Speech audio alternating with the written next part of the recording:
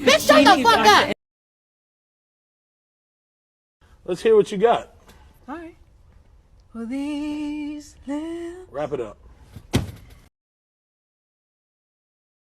Teeth, the innocent blood you have spilled on the steps of Notre Dame. I am guiltless. She ran, I pursued.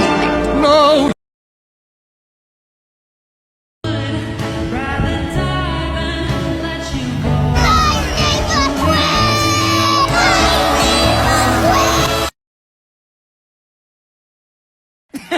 Ariana, what are you doing here?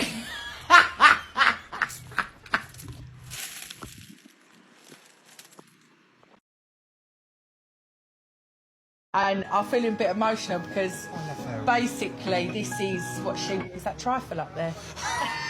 Is that homemade trifle? Oh, go on, darling, give us a bit. I will try to keep this short and sweet. Happy Trans Day of Visibility. I know with the way things are right now, it's pretty difficult to celebrate, but it's important to hear that no matter how hard people try to get rid of us, no matter how hard they try to isolate us and make us feel alone in our experiences, we will be here. There is no world that exists without trans people. So especially if you're a trans kid or teenager, know that trans people are out there, and we're rooting for you, because it's what we deserve. Female to me, I was born female. Yeah. Get the f*** out of here. I don't know if I can say that or not. Yeah, you for real? I'm dead serious. I'm different, yeah, I'm different.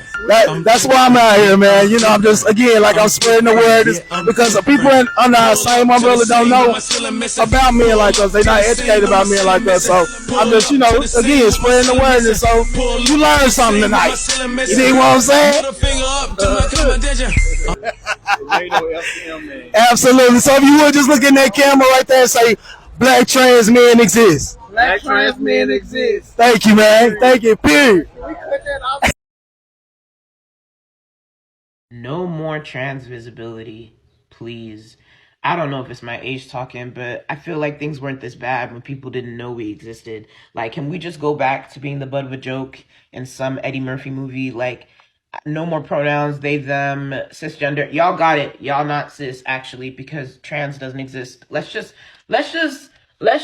go back to being invisible, because I cannot handle being the topic of discussion on the shade room, in the government, Twitter threads. They're just on our dicks. Like, you literally can't exist and just chill. Like, oh my God. No more visibility. We're done. Alright, here we go. So, one, I don't like this word. It is a trigger warning for me.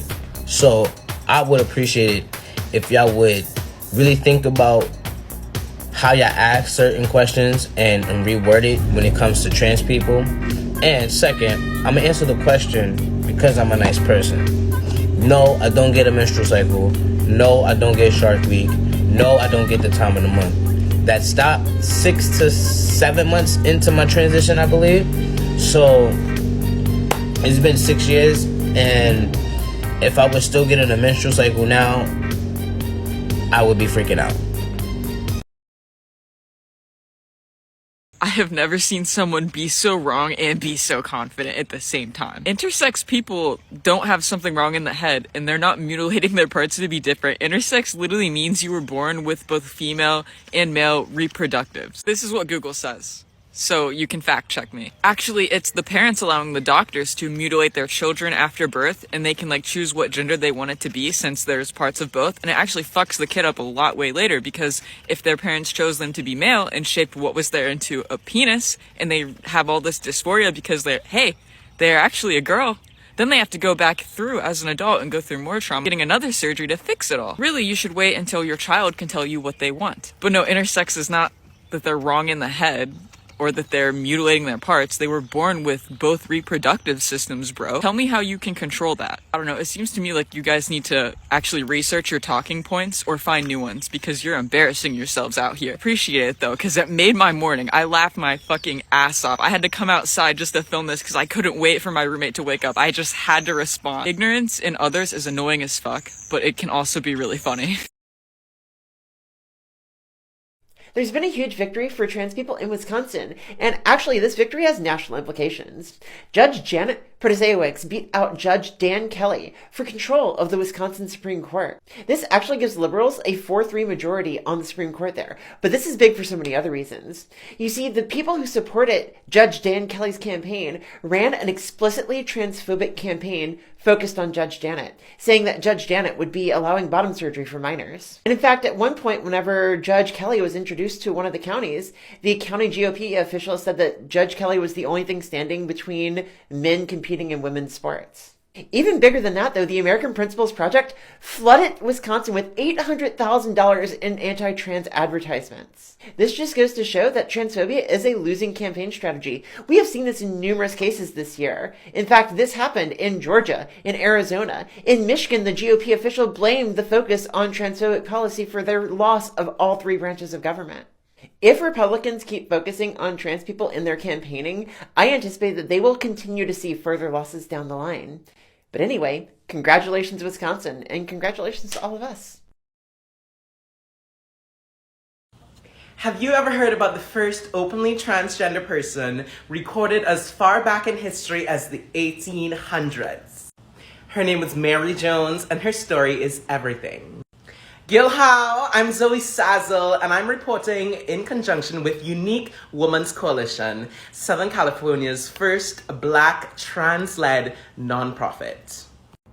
Mary Jones was born in 1803 and was documented as a transgender prostitute as well as a soldier. She was arrested when a white man who solicited her services went home with another white man's wallet. And both of them had no money. And the white men both contacted each other and they hesitantly went to the police and reported it. That night, an undercover constable solicited Mary's services, which led to him discovering her home and further allegedly discovered dozens more wallets, watches, and trinkets. This wasn't the only discovery, as court records reported that the constable said he was sure of Jones's gender until he performed a strip search. The search also revealed that she engineered a prosthetic vagina in the form of a leather device tied around her waist to keep clients from learning of her birth sex. At the trial, it was reported that Jones wore a wig, a white dress, for which she faced much mockery, and a member of the court even tried to snatch her wig off. The disrespect! When questioned about her attire, Jones explained that she worked for the cisgender women in brothels who influenced her.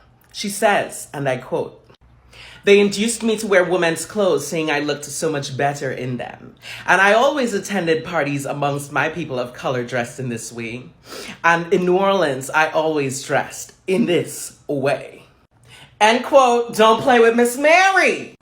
Though she pleaded not guilty and denied the claims, she was charged with 5 years imprisonment for grand larceny. Her trial was then sensationalized and her lithograph was published as the Man Monster.